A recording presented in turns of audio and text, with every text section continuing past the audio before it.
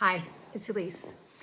So I want to talk about layers and how we get through these layers of resistance, lack of appreciation, regret, trauma.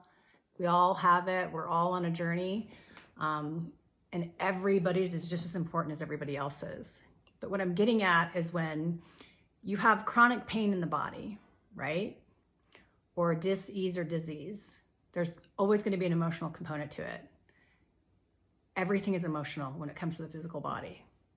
There's an emotion behind everything. And I know a lot of people don't believe that, but once you start actually diving into that shadow part of yourself, it all starts to come to the surface, and it's not going to be comfortable at all.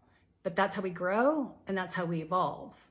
So if you can get to that first layer, and that first layer may be anger or rage for you, and that's great. It's beautiful because you're having a feeling of it. But then what's below that? That's what you want to get to. And then what's below that?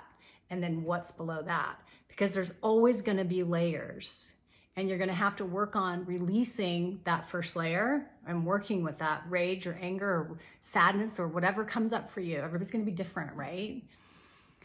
So what is that first layer for you? So you have to get quiet. You have to go inside, because it all comes from the inside out. It doesn't come from the external world out there.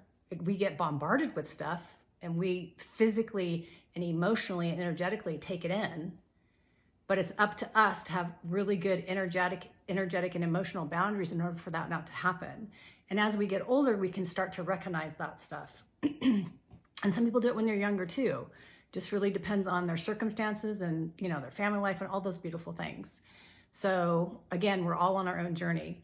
But if you can find that first layer, that's a huge start, huge awareness, and that's where you want to start from. And then you want to work with that, start to release that. And if you have cathartic emotional releases like crying, that's the best way you can do it. You don't have to know what it's about. You just need to let it release from the body. It's unfortunate in the Western culture that crying is looked upon as something of, can't even think of the word because I don't go there, but it's like you're weak or something, right? And it's in other cultures, it's the emotional release. It's how we get stuff out. So I encourage you to do that. Cry when you need to, rest when you need to, and feel the different layers. They're called felt senses. I teach it all the time. You have to know what your felt senses are in order to get through those emotional layers and release that stuff from your nervous system so you can actually come into alignment. Okay, that's your tip for today. See you next time.